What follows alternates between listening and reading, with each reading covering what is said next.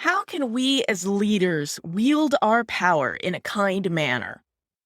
Ultimately, we're the boss, the head honcho, the big cheese. Heavy is the head that wears the crown and all that, especially when you're juggling lockdowns, mandates, a burnout team, and a frustrated community. But what if you actually have a lot less power than you think? That realization can be pretty empowering in itself.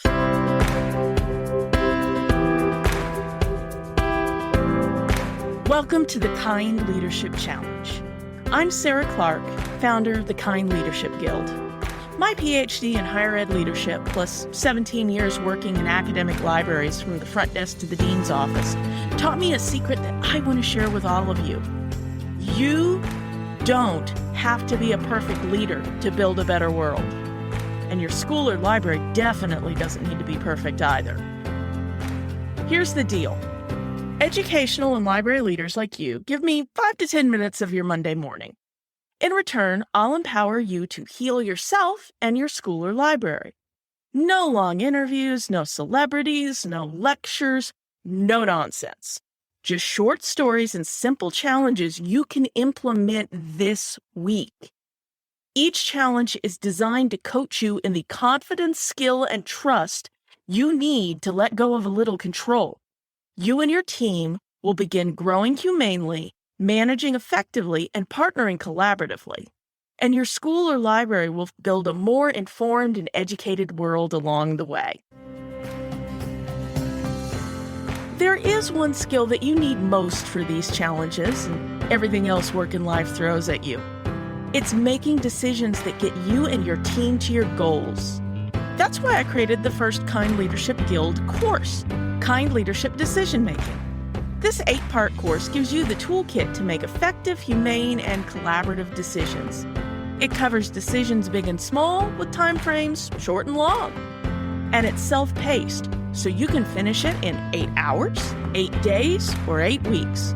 Just depends on what makes sense for you. And when you're done, you'll be able to handle any decision you're likely to encounter at work or home. You'll also gain access to a private community, regular group Zooms, a 30-minute one-on-one session with me, and more. For all the details, check the link in the show notes. Now, on to today's challenge. If you catch us in an honest mood, perhaps over a relaxing beverage of some sort, many educational and library leaders will admit that they took their jobs for the power. Sometimes they wanted the power that made them more seen and more heard. Often it's partly the power to earn a big, or at least bigger, paycheck. But the most common power of all that we want is control. In other words, the power to make decisions that will steer a school or library where we want it to go, not the detours and wrong turns that seem to bedevil most of our own past and present leaders.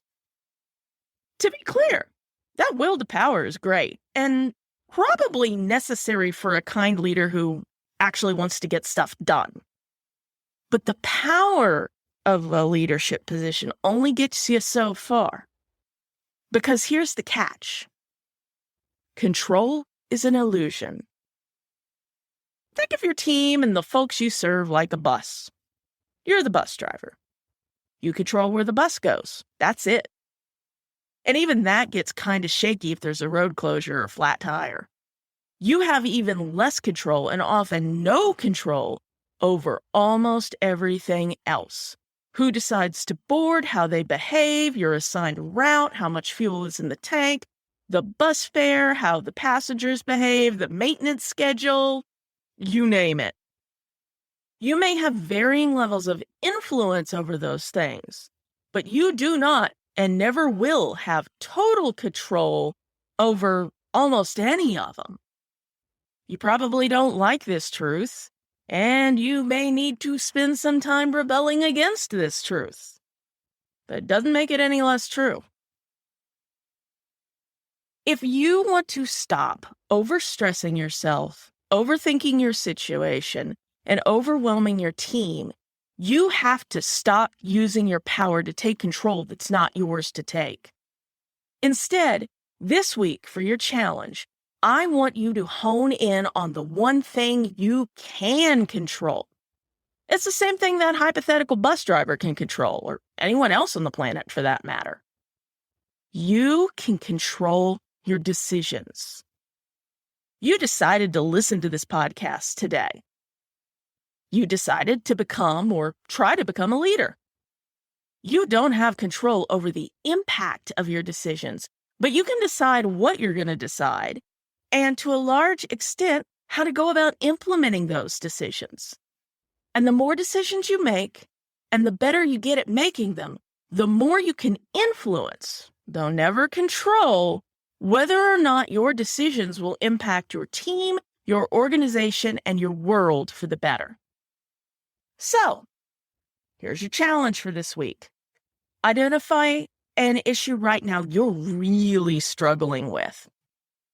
Something with the bureaucracy, interpersonal conflict, an issue with a student or a team member, you name it. Ask yourself, and try to get real honest with this. In what ways am I trying to control this situation? And then ask yourself, how can I shift to trying to influence this situation? And then, when you've gone through that thought exercise, I want you to make a decision that empowers you to influence what you can influence and begin to make peace with what you can't control. And share your decision with the Facebook group for some accountability. Speaking of the Facebook group, it can sometimes be hard to tell the difference between control and influence, especially when we're in the middle of a stressful situation. This coming Wednesday, February 23rd at 8:30 p.m. Eastern Time, I'm actually going to go live in the Kind Leadership Challenge Facebook group to talk more about control and influence and answer any questions you may have related to your own challenges. It's a bit of an experiment, so we'll see how it goes. If you're not already a group member, hit the link in the show notes to join us. Thanks for investing a few minutes in yourself today. And if you found this challenge useful, your first job is to give us a like or a comment or a review, or even better, share this challenge, this episode with a colleague. Thanks for listening and for taking action to become a kinder leader. Never doubt that day by day, you're building a better world, even if you can't see it yet. Until next time, stay kind now.